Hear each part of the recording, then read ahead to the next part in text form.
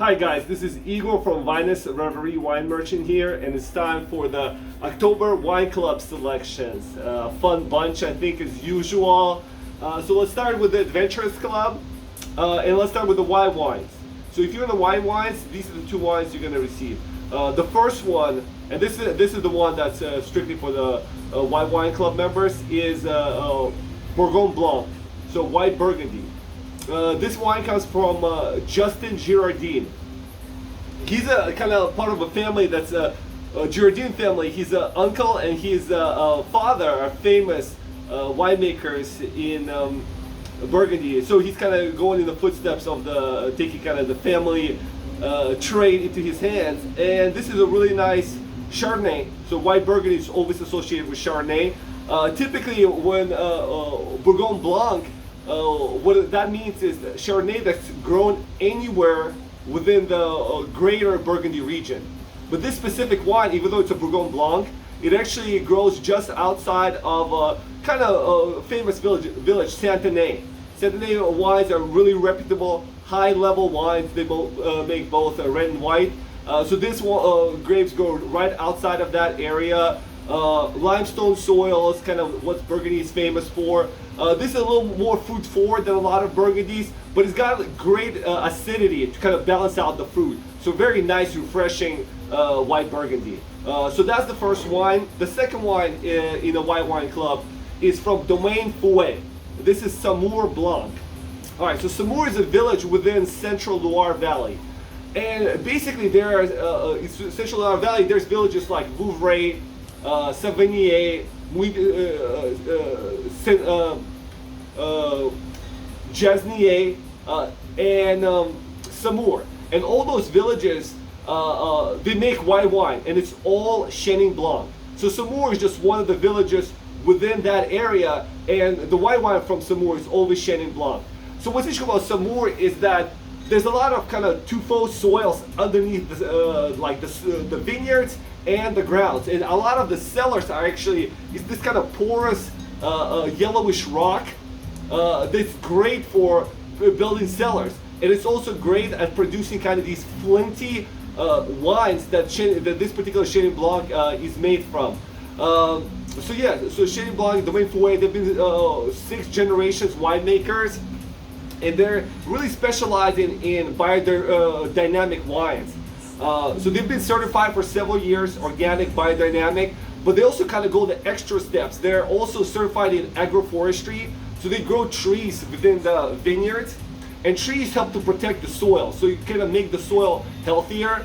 And all the same thing, the practices take place in the actual cellar. You know, there's only indigenous yeast, there's no chemicals or anything like that, minimal intervention. So what you got here is like this young, bright, brisk, refreshing, highly individualistic Chenin Blanc. This wine, probably if you age it, you come with these characteristic, like apple and honey notes. But right now, there's more citricity to this wine. It's really fantastic wine. So both of these wines are in the White Wine Club, and the Domaine Fouet Chenin Blanc is also in the Mixed Club. And the other mixed wine in the club is Valle-Rial's Montepulciano. So Montepulciano is the most famous grape from the Abruzzo region, kind of in the central Italy. But unlike a lot of Abruzzos, this wine is also comes from a national forest. So there's this kind of diverse flora fauna combination, very similar to the wine from Domaine Fouet. The idea is these like other diverse elements help to protect the soil and make it like really healthy, which is what it needed to make excellent wine. So this particular cuvee, it's named after a Christian saint, and it takes in the Popoli vineyard, which is a tiny, I think, 1 hectare vineyard, kind of higher elevation. So it's a really excellent wine.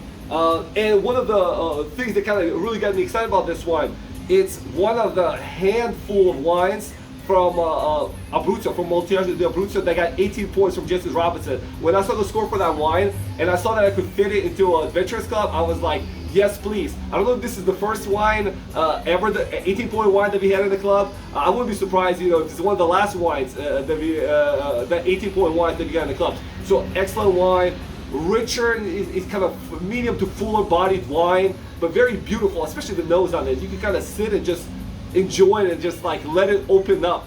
Beautiful aromatics and a nice full body to follow in the palate when you try to drink it. All right, another wine in Adventurous Club. So this is the only if you're in a red club. Another rich style wine. This is from Bila Haut, and this is one of Michel Chapoutier's properties in Languedoc, specifically in Côte-du-Roussillon. So Côte-du-Roussillon, that's kind of, a lot of people think is the better growing area of the greater Languedoc region. And the cuvée is called Occultum Lapidum, which means kind of hidden gem.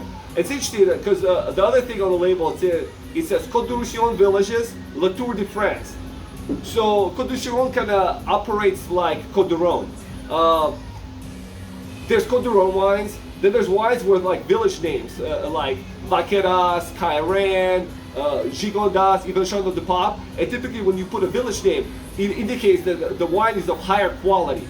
The same thing with here. La Tour de France is one of the 4 villages that are allowed to put their name on the label, because consistently the wines from that area are kind of high, rated higher. And this wine is rated really high. Jeb Dunn gave it 94 points, which I think is another tremendous score for a wine that fits in the Adventurous Club. This is a Syrah dominated wine. There's some Grenache and Carignan from older vines. They're about 60 years old. So you got smaller berries, more concentrated, pleasant wine. So great wine for here as well. All right. Then another exciting wine that I have here. It's actually for the High Society Club. So now we get to the High Society Club. Grand Corbin d'Espagnier. So Corbin, that's the name of the town site within Saint-Emilion. So Saint-Emilion, it's one of the 2 most famous villages on the right bank. And right bank specializes in Merlot dominant wines. The other village is Pomerol. And this Corbin site, it actually borders Pomerol. So it's Saint-Emilion bordering Pomerol. And d'Espagnier is the name of the family.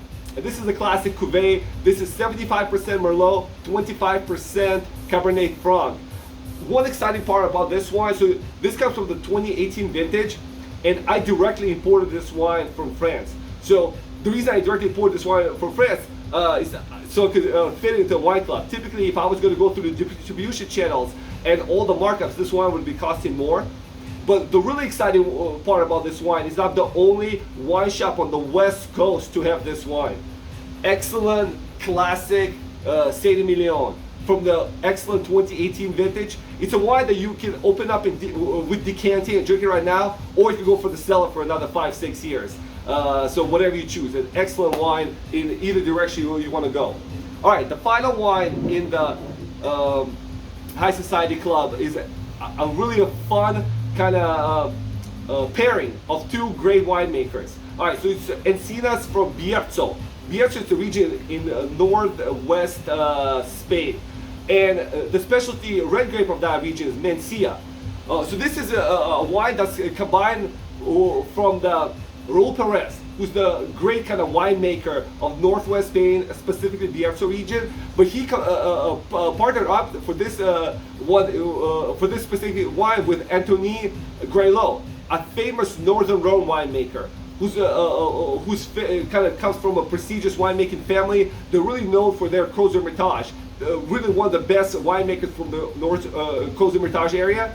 And what was interesting about this pairing is that Grelot actually brought a cement vat to age the wines in.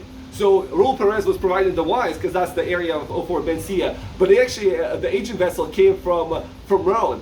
But they couldn't fit the aging vessel into the doors, so they had to drill a hole in the roof to bring it down into the winery. So a fun combination, and you really get this. It's really kind of like a Rhone style wine through a northwest Spanish lens. Great combination. You get this bright fruit, spicy note, and a little gaminess that you typically get with some Northern Rhone wines. Northern Rhone Syrah specifically. And another cool thing about this wine, Wine Spectator put it at the top 100 wines of the year list for 2022. So very excellent wine, very exciting wine. All of these wines I'm going to list guys in the description below. Please check out the product pages for more details. I have all these wines. If you guys are not in the club, I have more of these wines in the store. So like I said, if you're excited by them, please stop in or go to the website and check them out. All right, thank you guys. I'll talk to you next time.